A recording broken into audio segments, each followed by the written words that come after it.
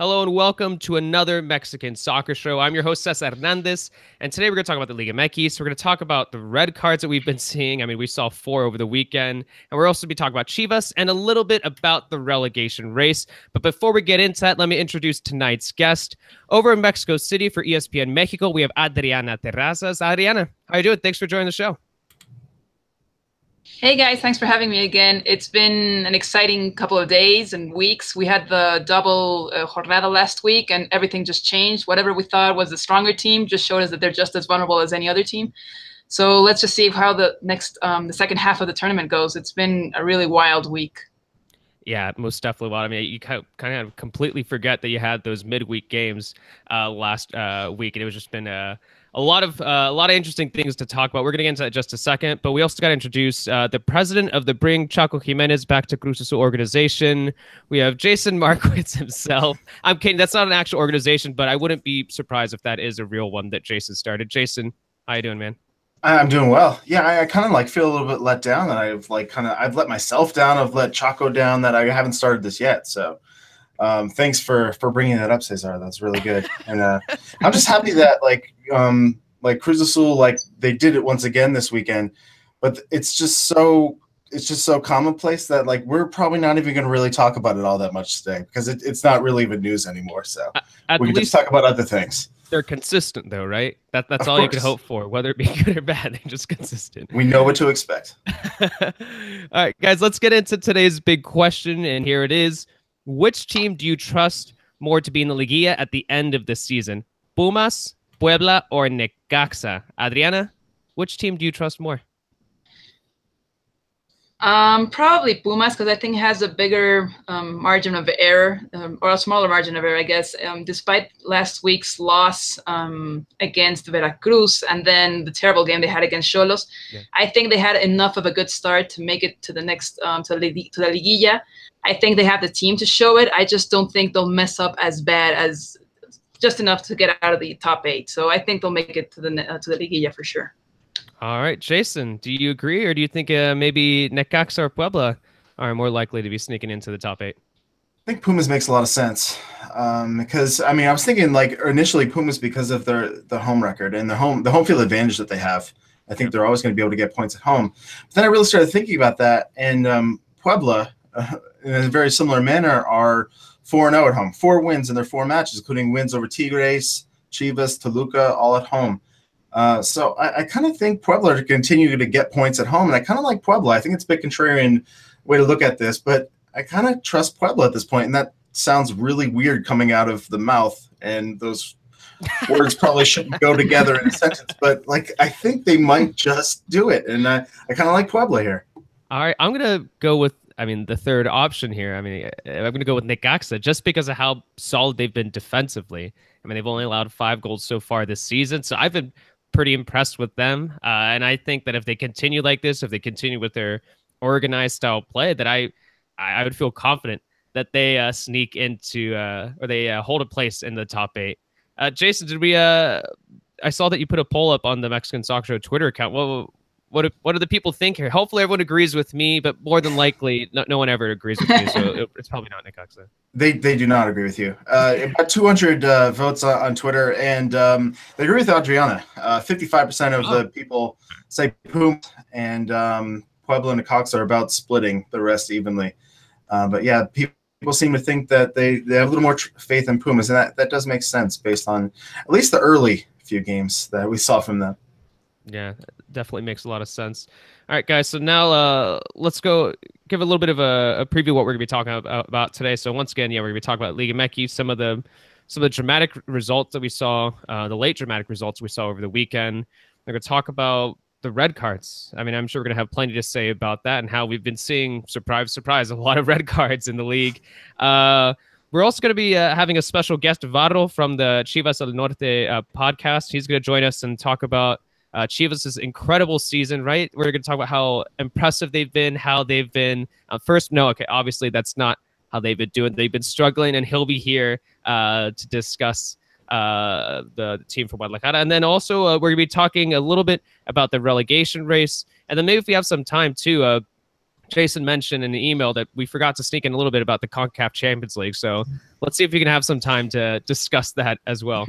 All right, guys, let's talk about some of these late and dramatic results that I mentioned earlier. I mean, you got Morelia scoring a late goal to secure a 2-1 win over Lobos BUAP. You had the late goal from Messi Acuna. That's right. I called him Messi like everyone else has, just because I know it annoys some people. Scored the equalizer for Puebla to make it 1-1 against Cruz Azul. You saw Pachuca missing a penalty in the 1-1 draw against Chivas. And of course, on Sunday, we saw Valdez getting the late equalizer for America and the 1-1 draw with Veracruz. Adriana, thoughts on any of these matches? I mean, there's just so much to talk about here.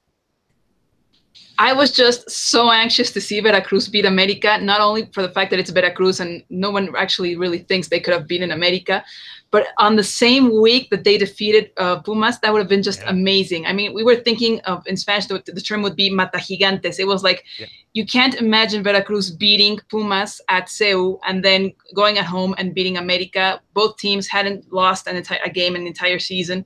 So then it would have been just amazing. And it was the dumbest way of actually letting the goal for America. It was just it was just a terrible way to lose. It was 2 minutes past stoppage time, and it was just terrible for Veracruz. It actually felt like a loss, I think.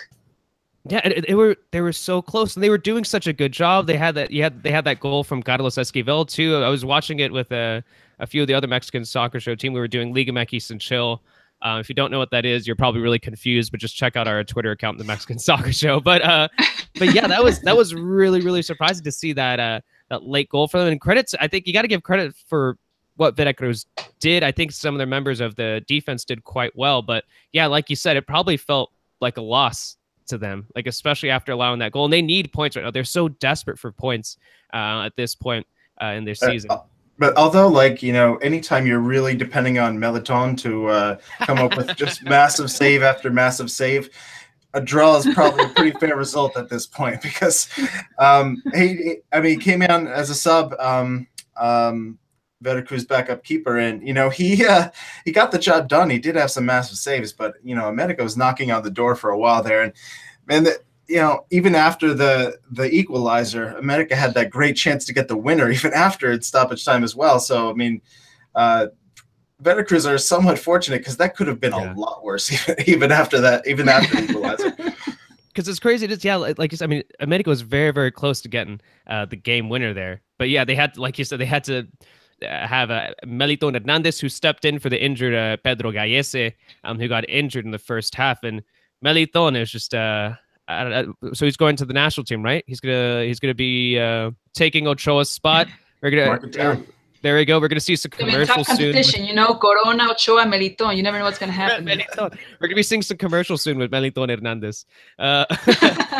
So I didn't get a chance to, Jason, I'm gonna go to you on this one. I didn't get a chance to watch the Cruz Azul match. I was in Tijuana, just like walking around eating tacos before the Xolos game. But thoughts sounds better than the Cruz Azul Puebla match. It might have been a little bit better than It might have been better than how you were feeling, man, for that game. What happened there, man? So it was one of those goals that obviously Puebla comes back and gets that equalizer, but I mean, it was a game where Puebla seemed like the better team for most of the match. I mean, Puebla was outplaying Cruz Azul for the majority of that match, and Cruz Azul they are not looking right at all. It's not clicking at the moment. They're just looking lethargic and listless, and that midfield that for a while it's been the issue with Cruz Azul, where that midfield is just overly defensive. They don't get a lot of production. It's slow. It moves like a slow tank going forward without any firepower. It just can't fire. Like they just kind of just roll, and then they just kind of fall apart when they get anywhere. And but I mean, lately they're not even like convincing with the ball in that midfield. Yeah. There's just something really wrong. And I mean, you could point to the lack of like a number 10, a real playmaker there in the midfield. Goulet brought in to be that. Montoya that came in, he's not really producing yet. Oh, Montoya, they're not even playing him as a 10, are they? I feel like they're playing him as like a left fielder or something like that, right? Right. But I mean, all of that aside, they're just something that you can't really put your finger on. It's just there really seems to be some of the players that you expect to play a certain way and decently for Cruz Azul just aren't at this point. So it's not looking great. In Puebla, we're the better team, and the Puebla, like, they didn't have a ton of chances, but you could say they were aggrieved to not actually win that match because they were the better team on the night. Yeah. Adriano, you're over there in Mexico City. I mean, what are your thoughts on Cruz Azul? I mean, it seems like things just aren't working for them right now. Should fans really be worried? Should fans, I mean, at this point, it seems like they're used to getting worried, I think. Yeah. Well, the thing is, you have Pedro Caixinha coming in, so then everyone's really excited all over again, which is amazing to do in Cruz Azul. Season after season, people get excited whenever they have any change with the coach or the players. It's just amazing how faithful they can be in their team every season. So then, yeah, I think everybody, including myself, I'm not a Cruz Azul fan, but I thought Pedro Caixinha was a really good choice. And you just see him, like Jason says, he has all these players and he puts them in a blender and then something really weird comes out. I don't see a style. I don't even see them trying, like, dominating the game. It's just really amazing to see them go week after week and not have a playing style that, like, fans can identify with. And the other thing is they're saying goodbye to the Azul Stadium this season. Yep. And they haven't won a single game there, which is really worrying because you're just going to say goodbye to your stadium, go to the Estadio Azteca next season, and you haven't won a single home game. That's just amazing. And that's even harder to think about than actually doing. So, yeah, I think we were actually having this conversation in the afternoon, which crisis was worse, if Cruz Azul's or Chivas. And I think Cruz Azul has a much better reason to worry because they actually have a new coach. They had new players. They can hire foreign players, which is a lot better than what Chivas can do. So I actually think that Cruz Azul's situation is way worse because they have, like, they can maneuver. They can do things on the offseason that Chivas can't. So I think it's really, really troublesome for Cruz Azul fans this way, just to see their team right now. Yeah, 100% agree. Jason, I'm sure that makes you feel better about the outlook for the rest of the season. Man, I started this podcast all like, well, I wasn't gonna like be all doom and gloom like Cruz Azul. Now I just kind of want to curl up and ball and cry. Yeah, I mean, I don't know. I think like all the crises at Chivas are always overblown. Like, you know, it's always a bigger deal at Chivas than it actually is. Well, people give it clicks. Yeah, I mean, people give it attention. Like, Cruz Azul's situation is worse. I mean, because it shouldn't be. It shouldn't be worse. Like, they have done enough, and they brought enough players. They brought in the coach, and it should be better, and it's just not. And that's the troubling part. Yeah. Adriana, let's look at some of these other results which were interesting from the weekend. We had Necaxa get a 3-0 win over Rayados. I was in Tijuana. I was at the Estadio Caliente. I saw that Necaxa got the first goal on my phone. I was like, Rayados is going to bounce back. Like, this isn't going to last. It's not going to probably, yeah. Exactly. Everybody was pretty distracted. Yeah, the bad thing, like, the worst thing since we had Jornada midweek, we had 6 games on, no, I think it was 6 games on Saturday, which was just crazy because 2 games and a half when you could actually watch 3 or more. But then everyone was just looking at Tijuana, which was just amazing. And then you had Chivas, where everyone was praying, obviously, to make sure that something happened at Chivas, which they did. And then all of a sudden you're like, oh yeah, they're winning. And then it's like, oh yeah, 3-0 against Monterrey. They have like, and they didn't even score a goal. That was just crazy. Yeah, I had Jason. What were your thoughts on that game? Just because it's shocking, isn't it? I mean, that's pretty shocking. I know that Liga MX, like, unpredictable results happen all the time, but Necaxa getting a 3-0 win over Monterrey, I mean, that should be a bigger deal than it really is, right? Yeah, I mean, absolutely. I mean, and I think that goes back to what you opened with. I mean, Necaxa and the defense is so impressive because, I mean, like, the best teams are going to lose. The best teams are going to drop points. Things like that happen, especially in Liga MX in any season with any team. But for Monterrey to be held scoreless, this is not something you'd expect with their offensive, like, weapons. Like, they're going to get on the score sheet. You might outscore them one night, and you might beat them, but just 3-0, like, it's just like, wow, okay. It really does add a lot of legitimacy to Necaxa at this point, and what they could do up against a team like Monterrey. So off night for Monterrey, I would say. And I don't think it really should trouble fans of Rayados at this point. going forward, because they're going to be there and they still can turn it on and do it. But it adds a lot of legitimacy to Necaxa going forward for me. Yeah, Adrian, any thoughts on Tijuana and the 4-1 win over Pumas? I mean, because all I'm gonna say is that like and the Estadio Caliente was probably one of the better results that they've seen in that stadium for quite some time. In a long time. Yeah, I know. Actually, the thing that was probably the weirdest of that result was that like 3 goals the rest of the season. It's pretty sad for Xolos, which was we got used to seeing Xolos as a very offensive team, and then I think they had 3 goals and they scored 4 against Pumas goals, and then they had the help from the referee, which probably everybody did in the entire rest of the weekend. But I thought it was really weird, especially Pumas, knowing that they lost midweek against Veracruz. They would be on their tiptoes, like making sure that they got this win in Tijuana, and then they had the worst loss in the entire season, which was just amazing. But I like the fact that it's not as predictable sometimes at the Liga MX. But yeah, you get all these results the same weekend, and it's just crazy.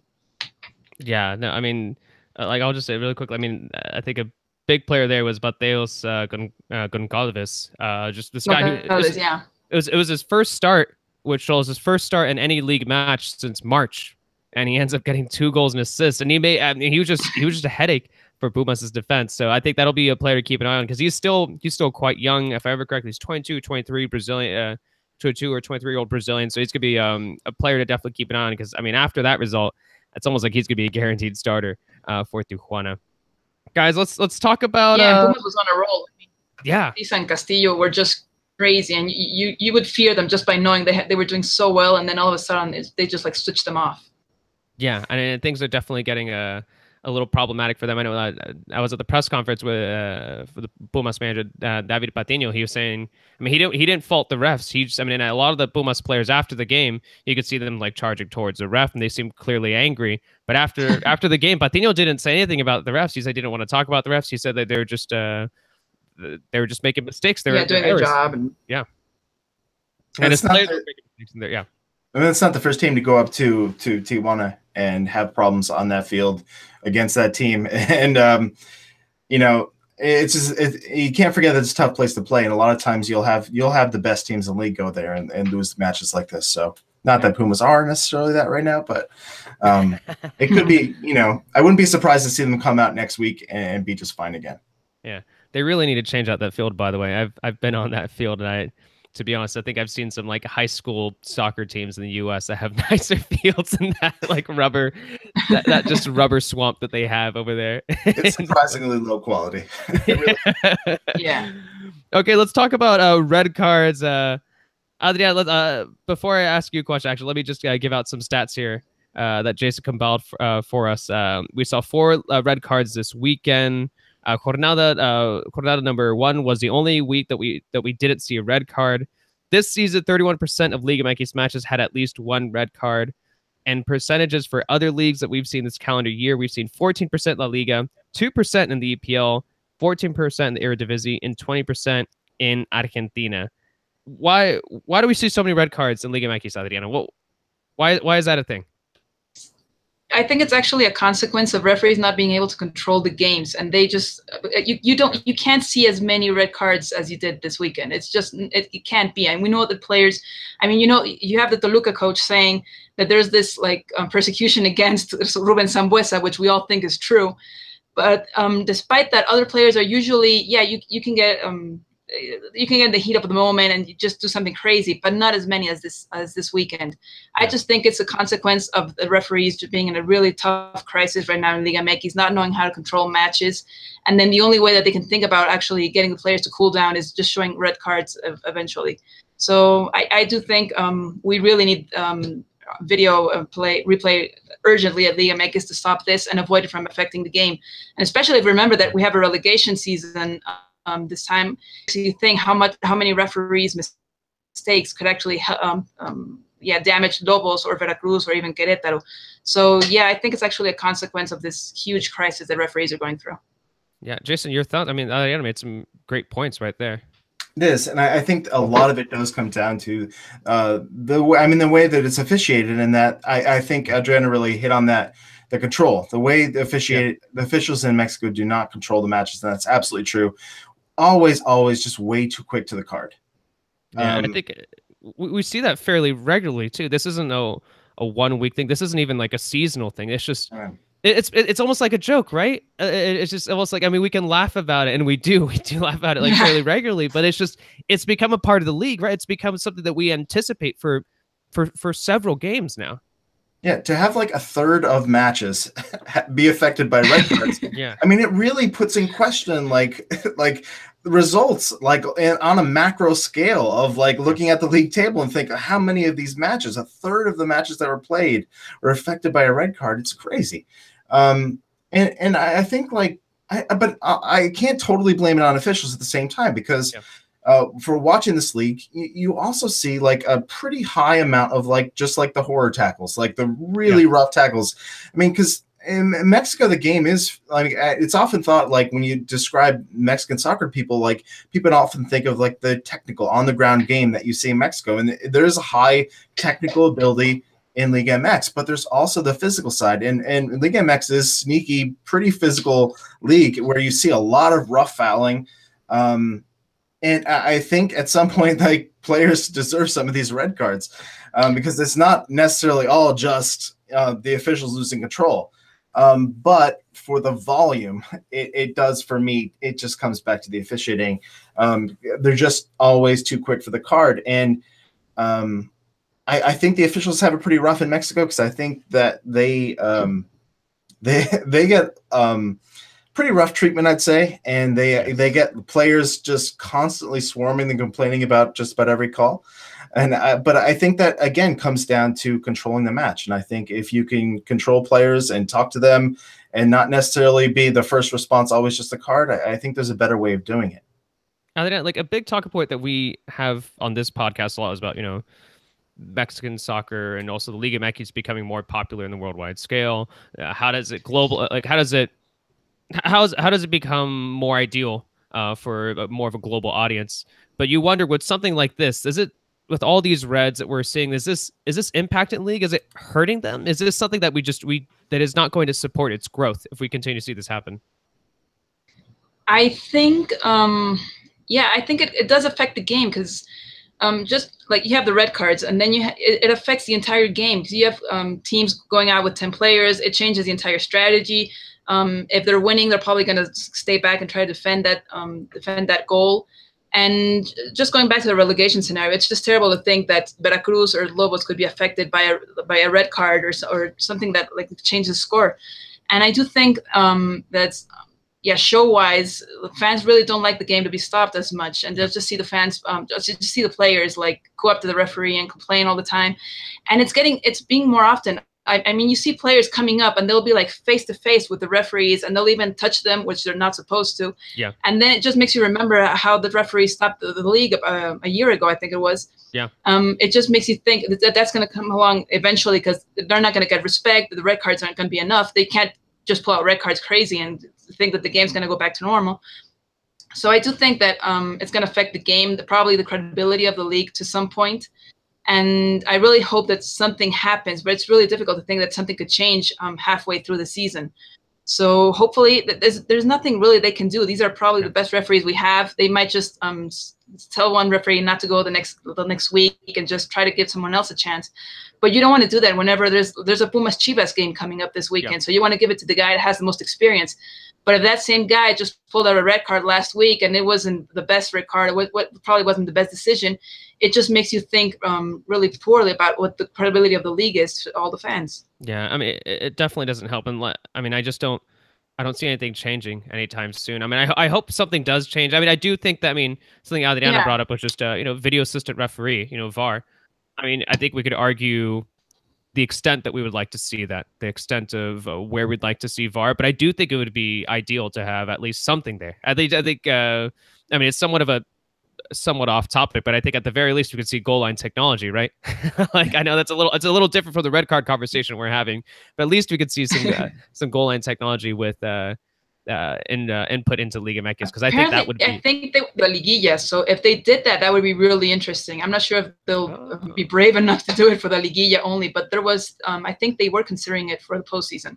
For the So if post, they do, that'll be really interesting. Yeah. that doesn't make any sense. Don't you think that you should do it during the regular season first and not the Liguilla, as Yeah. opposed to just jumping? I think it was way too expensive to actually implement in all the stadiums and stuff. So probably that's why they're going to limit it to the off season. I mean, to the postseason.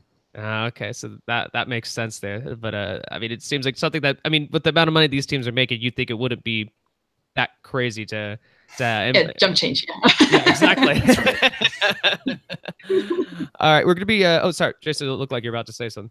Well, I just, like a lot of things that aren't done in the league level, it's left to the teams to do it. And like that should be something where like the collective money that the league can get together and make sure that all the stadiums have it. So those teams that don't have tons of money like Lobos or whatever, they're able to get it done based on Liga MX in general, gathering up a certain amount of money. But, everything is done on the team level. And that's where we get a lot of problems in Liga MX. Yeah.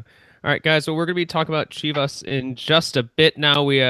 Varo from the Chivas del Norte podcast should be joining us soon. Let's see when he joins the show. But for now, I guess let's start getting into it. And once he joins us, we can just go immediately to him to get his fan reaction. Guys, I mean, but it was 1-1 draw there for Chivas. I know a point gain could still be crucial for a team like that has been really struggling recently. But I mean, it's just is that an improvement? Are there worries? I mean, it's just because I know Pachuca almost got the late game winner there when they missed a penalty. Jason, it looks like you're about to say something there because I don't know. We'll go to you on this one. Yeah, I mean, I think they look pretty well. They look pretty good against Pachuca. More so than we've seen. We've seen a lot more. I saw a lot more from them in this match than what we've seen recently, I'll say. Mm-hmm. I think we saw some good signs from Orbelin, and that's a long time coming. Mm-hmm. But I think he put up a decent performance, and I think Chivas were kind of hard done by to end up with the draw. I think they had a lot of chances, especially in that first half, to score, and they just couldn't find the goals. But they played pretty well, and I know, we have a lot of times big expectations for Chivas, and Chivas fans always have big expectations for this team. And just saying they played okay and didn't get the result isn't the best thing ever, but that's kind of the way I see it. They could have had the 3 points. Yeah. They didn't. It's disappointing, and that still leaves them in trouble because they can't be in a situation where they're just playing okay, but we didn't get the points. We'll get them next time because they've missed so many chances to do just that. But they did play well, and against a good team in Pachuca. So I think there's a positive sign in that if they continue to play that way, they should get more points, but it's an if. I mean, Adriano, when you take a step back, I mean, your wonder is like, all right, is this still them having like a championship hangover? Because you saw last season that was supposed to be the championship hangover. This season, it's still continuing. What's going on here? What probably affected the team most at the beginning of the season was all this entire Osvaldo Anis situation. Some people think that actually the players were getting being against Almeida because he probably had to take Jorge Vergara's side and just say whatever he said. I actually think there was a credibility crisis going on inside the team probably back then. Mm-hmm. But I really hope that the players are a little more intelligent than that and just know that they can't expect Almeida to come out and be on their side instead of Jorge Vergara's. So so that probably happened at the beginning of the season. We have to remember that they only had 2 new players, which was Ronaldo Cisneros, which is a really young player, and Gael Sandoval, both from Santos. I do think they'll be really good players eventually, but yeah, you can't expect them to carry all the responsibility all of a sudden, especially Cisneros, who had a really good start. He had a couple of goals at the beginning of the season, but you still can't expect entire responsibility at the offense. So I do think that happened, which has really affected the team. It's Almeida will just come forward and say he knows he has a really short team, a really small team, and he knows that. I mean, I think we count on. I think he's used 19 different players in the start season. He hasn't been able to repeat a starting lineup, which is terrible. Yeah. And then you had some weeks where you couldn't use Osvaldo Alanís, which was really good experience at the back. So then I actually think it was all this combination of factors, all the pressure that gets on the players because, as you said, it's Chivas and you expect results and media idea that this is a winning team, that they won the championship 6 months ago. So you can't expect them to carry this crisis on as much, going after last season. But I do think it was all this combination of things going on in the field and then things going on around the field. No, 100% agree. And also, really quickly, we've got Varo finally joined us. Varo from the Chivas del Norte podcast. How you doing, man? Welcome to your debut on the Mexican Soccer Show. I'm sure you're wearing a triple-digit jersey right now, but don't worry, we'll get you a new one soon. Hey, what's up, guys? Glad to be on the show. Well, thanks for joining us, man. Dude, I got to tell you really quickly. So the other day, I was recording the Xolos podcast, and we recorded at like this it's like this office/company where they make soccer jerseys. And I went up to see, I saw some Landon Donovan jerseys. I walked over, and then I was like, because I got to check out the Landon Donovan jerseys, man. I thought they were kind of cool looking. And there was an office worker there who he looked up at me. And he was like, he saw me and the co-host of the Xolos podcast, and he was like, oh, you guys host the Xolos podcast, huh? We're like, yeah, no, like we do this, do that, blah blah blah blah blah blah. And then without looking up, he says, you guys should do one on Chivas instead. and then I told him about your podcast, man. I told him about the Chivas del Norte podcast and whatnot. So you guys at least have one new listener. That's where long story was going, man. Spread story. But yeah, it's been rough recording like the past couple of, this season, I guess. The whole season itself has been a rough season so far. Yeah, man. What were your thoughts on the recent game, dude? I mean, it's the same story every game, I feel like. Like Chivas hasn't, I think, at least in my opinion, they haven't been clearly outplayed any game. Yeah. I think there's just like there's a formula to beat Chivas now, and everybody knows it. So they kind of let Chivas attack, and they always catch us on the counter. And it's been working week in, week out. We saw it this week. We dominated Pachuca for the first half. We kind of let them back in a little the second half. And then we're dominating again, and boom, counter, goal. And that's what's been happening every week. And I mean, it's the same story every week.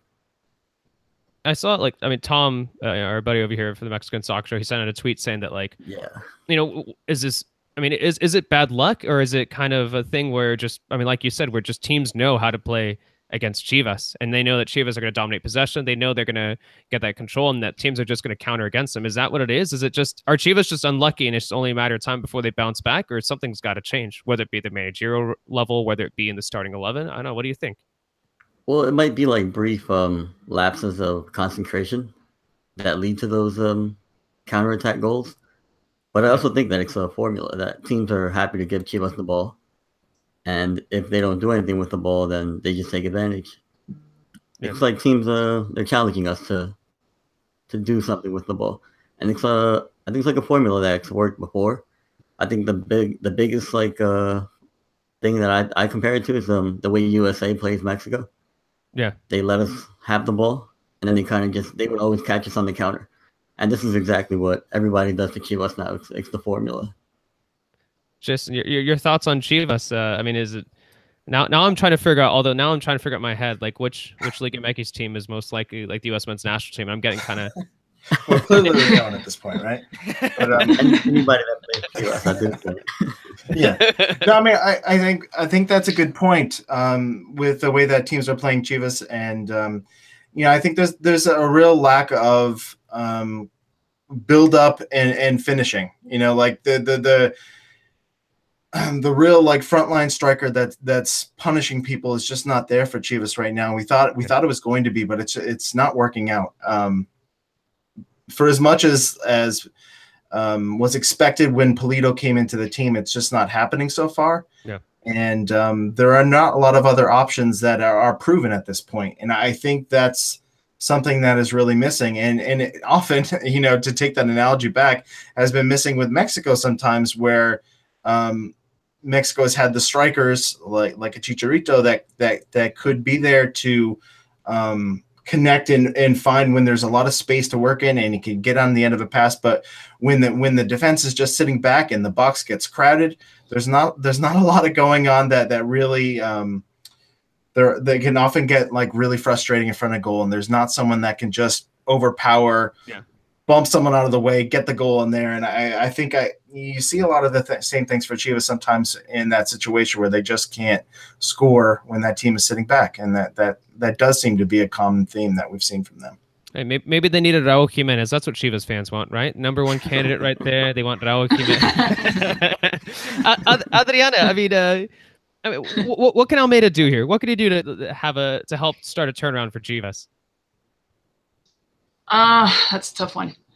Yeah, I mean, if they could actually repeat a starting lineup, that would probably help. First of all, yeah. I know there's lots of young players that we all are really enthusiastic about. You have Macias and you have Beltran and you have all these other players that are really good, and we do have high expectations for them. But I think you really have to go back to the experienced players at this point, just trying to turn around the crisis.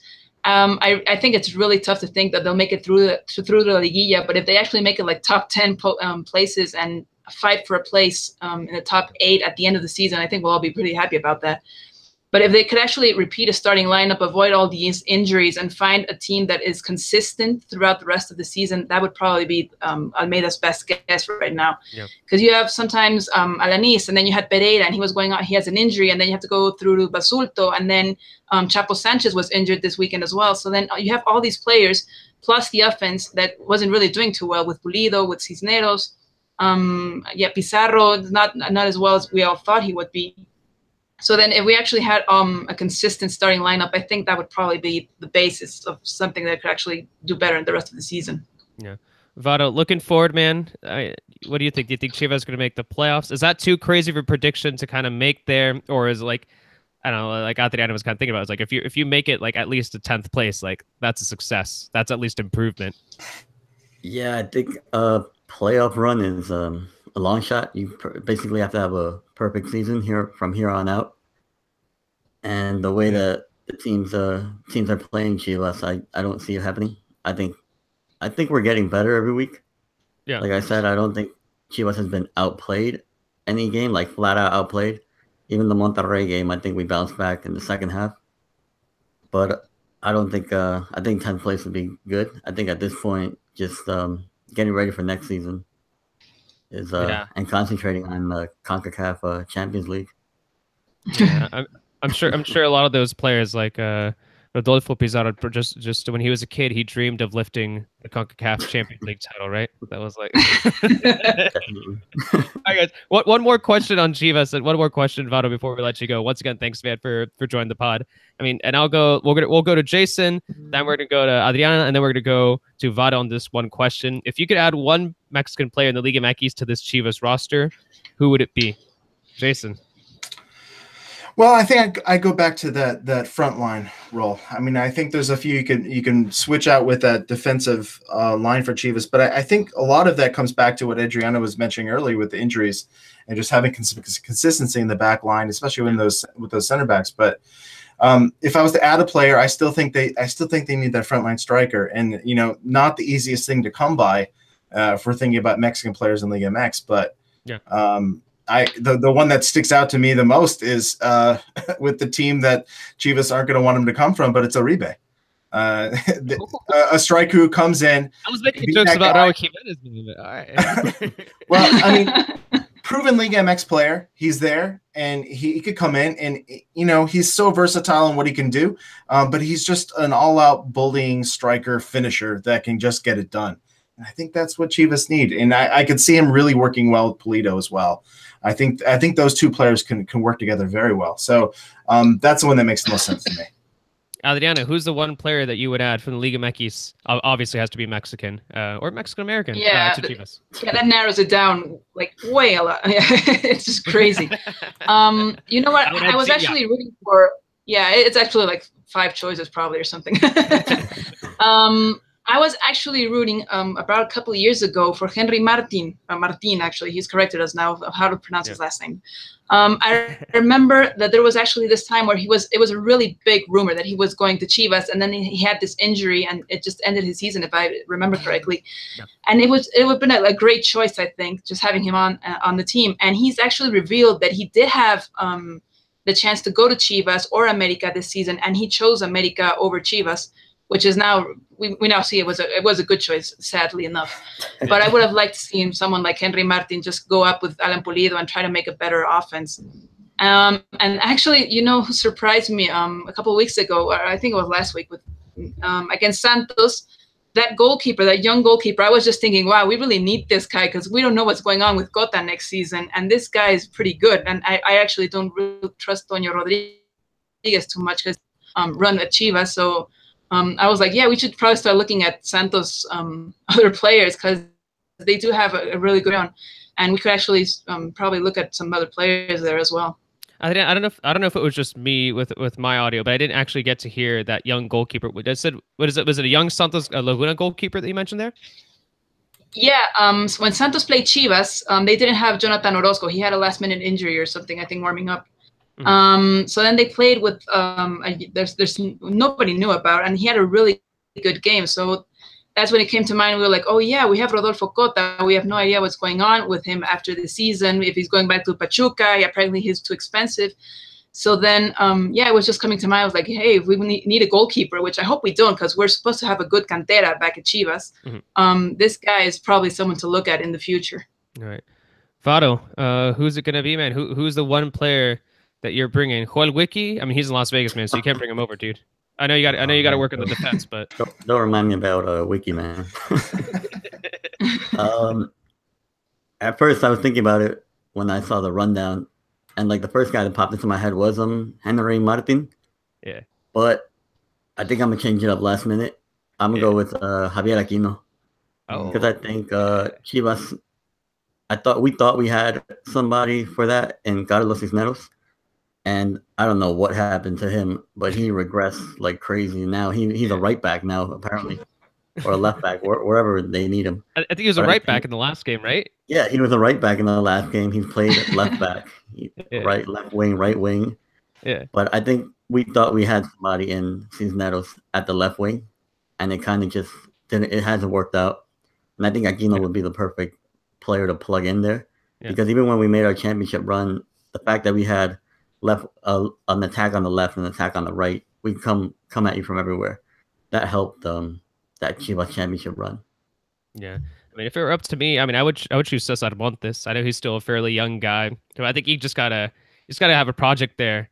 I think in defense, and I know he could potentially go to Europe soon, but I mean, I think bringing someone like Montes there, that's a figure which I think, I mean, at the very least, he's an upgrade over a lot of those defensive options right there in the center of defense, because I think that's such a weak point for the starting 11. I know that Pereira, I mean, it just seems like he's always getting injured. You know, you can't really count on Salcido anymore. Marin, no. I don't know, man. To be honest, I don't even know how he got the national team roster for the Gold Cup. And the Gold Cup, I was so mad. I was like, "Oh, let this guy score! Like, let's get rid of him. Sell him now! Like, he scored a goal. Come on, phone calls. Sell him." All right, so I think that ends Chivas talk for now. Vado, tell us where we can follow you on Twitter, man. Yeah, you could follow me on Twitter at _21, and you can follow the Chivas del Norte podcast at Chivas del Norte. Awesome. Yeah, Chivas Norte. I like listening to that podcast. Also, eventually, Vado, we're going to set up that colorful kit versus Happy Hour FC friendly. I actually might need a transfer to Happy Hour because everybody, breaking news on the air. Everybody moved to like Fortnite now. Nobody plays anymore, so I need a new club. Dude, it just might be you and me, because now people on my FIFA Pro Club team are just talking about Fortnite now too. So we might start a new club. But anyway, we won't. We got like 15 minutes left in the podcast. We probably won't just talk about FIFA Pro Club stuff just yet. All right. Thanks, man. Thanks for joining the pod, man. All right, thanks for having me. All right, so that was Vado from the Chivas del Norte podcast. Talking about Chivas a little bit there. Guys, let's we got about 15 minutes left on the show. Let's wrap up with some relegation talk. I mean, we saw that Veracruz, they're really close to getting that win over America, but America got that last minute equalizer. We saw Lobos WAP getting a loss there against Morelia. I mean, they were really, really close to getting the equalizer, but Raul Ruiz got the late goal for Morelia. Jason, give us a little bit of a rundown. What's happening here for those who are trying to keep up with the relegation race? Well, I mean, it's tight. It really does still come down to Veracruz and Lobos. I mean, we could include Atlas and Querétaro a bit into this discussion, but they're still 8 points ahead of Veracruz. And so Veracruz, in order to be safe, would need to have at least 9 more points, more than Atlas or Querétaro the rest of the way, which seems pretty unlikely. Atlas and Querétaro are going to get some points, and Veracruz might just get about 9 points. So that's probably not going to happen. So it really does come down to Veracruz and Lobos. And what makes it a little confusing with the percentages is that, Lobos have so many fewer games played because it's over the last 3 years, the percentage that's calculated. So that every point for Lobos means a bit more than the point for Veracruz. So basically, it starts out with Veracruz, like you kind of set up, like kind of pick out how many more points you think they're going to get in those 9 matches, right? Yeah. So if you think, 9 matches, if they're going to be about a point a match, 9, 10 more points, maybe if things go well for Veracruz, Lobos are only going to need 8, right? So, I mean, it works out where if Veracruz only get maybe like 15 points the rest of the way, get some serious wins, Lobos are only going to need 10. So Veracruz, despite being on the good run of form and getting these points, they're still in a bit of trouble. They're going to need some serious points. Yeah. Lobos, when you look at it, really need like a win or two. If they get a win or two somewhere here, if they could sneak out a couple wins in these last 9 matches, they're going to be in pretty good shape. But it really looks like the way you play this out over these next 9 weeks, it's going to be pretty close, I think, between these two when it comes down to it. I mean, Adriana, that just puts so much weight on the upcoming match between Lobos BUAP and Veracruz. Your thoughts on that match? Because that's got to be one of the bigger matches of the season now. I know. One of the most important things about Veracruz getting that win against America, which was just 2 minutes away, which is still unbelievable.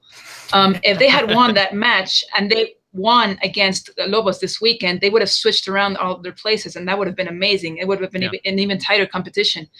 So right now, we're just thinking about all the experience that Memo Vasquez has against Rafa Puente, who just hit his second season at Liga MX. So it really goes to show all these things we've been talking about during the show, all the referees. I'm thinking about maybe the squads. Veracruz, I think last year they had like 41 players registered at the Liga MX, which was just crazy, and goes to show that it's really a team that they've won their place in the relegation scenario. I mean, they've done things terribly. And Lobos, it's just amazing to see how they had a really good season last semester, and they haven't been able to show half of that season right now. Yeah. But still, what Jason says is really important. Whatever points they can get are probably just twice as more important than whatever Veracruz can do, because they have all these terrible seasons that they've carried out for the last couple of years. Really important to see what they do this weekend. Hopefully, no referees will actually have any mistakes that will probably change the game or the result. But and tighter, and I think we can probably forget about Querétaro and Atlas unless they do something terrible, which I don't think they'll be capable of. But it just comes down to see how much experience Memo Vasquez can show, can keep, and go back to that identity that he gave the team last season. Yeah, no, I do agree that, I mean, people sometimes talk about Atlas and Querétaro, but I think that's out of the conversation now. I think when you look at the relegation right now, when you look at the relegation race, where you look at, I mean, where these teams are currently at, it's just down to Lobos BUAP and Veracruz. Jason, if you looking forward, it's week 17, everything's done. Chivas somehow are back to first place. What does the relegation race look like? Who is going to be dropped?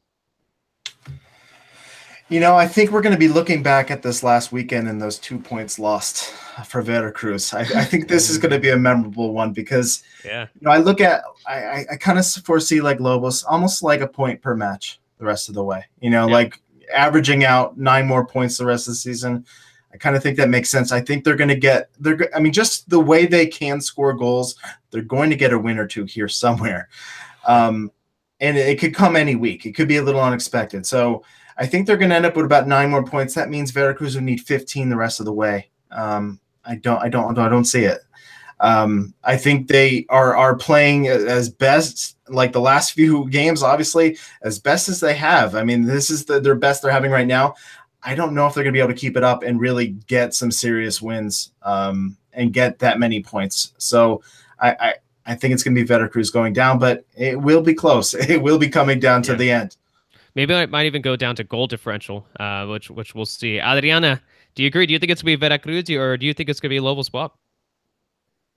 I think, yeah, I agree with Jason. I think Veracruz is probably going to go to the Ascenso MX. I trust that Lobos WAP will try to go back to what they did last season. I think they have a stronger squad, a stronger starting lineup. I think they're doing pretty well. Results haven't been like the ones they would have thought of. But yeah, I think Veracruz will probably forget this amazing week that they just had, and they'll be remembering those 2 points against America. And Yep. it was just the dumbest way possible to lose those 2 points, because I remember the play so well. The ball was just going like it was going at 2 miles per hour. I mean, they could have avoided that last corner kick so easily, and it just came out to that goal for America. And yeah, I think probably Veracruz is probably gonna go back to Ascenso MX. Yeah, no, I agree. I think it's going to be Veracruz. I mean, I think, and if we want me to be honest here, I'd rather see Veracruz go down. I don't think that's a big surprise. I'm sure a lot of people are probably rooting for Lobos WAP here, and then we've talked about it before too. I've mentioned multiple times. It just I like the way that Lobos WAP play. I like the way that Rafa Puente he isn't afraid to go for it. He isn't afraid to play with just 3 defenders with a weird like 3-4-3, 3-5, whatever you want to call it. It's more attack minded than you typically see from a newly promoted side. And I like that. And I think that they should be rewarded for that. And just, I don't know. It's unfortunate because you do think that where Veracruz are situated, that the city does deserve a proper, first division team, but just the way that team has been run. I mean, Adriana already said some of the stuff there about the amount of players they had there, but just I don't know. It's not a team that I think is worthy of staying up in the first division. I think that's probably what most people think. Yeah.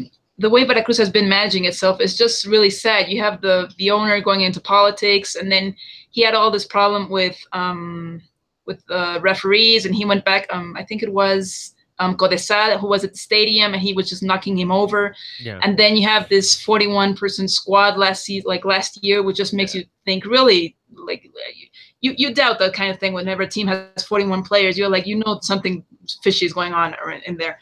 So I think all these things combined makes most people want to think that Veracruz should be relegated to the Ascenso.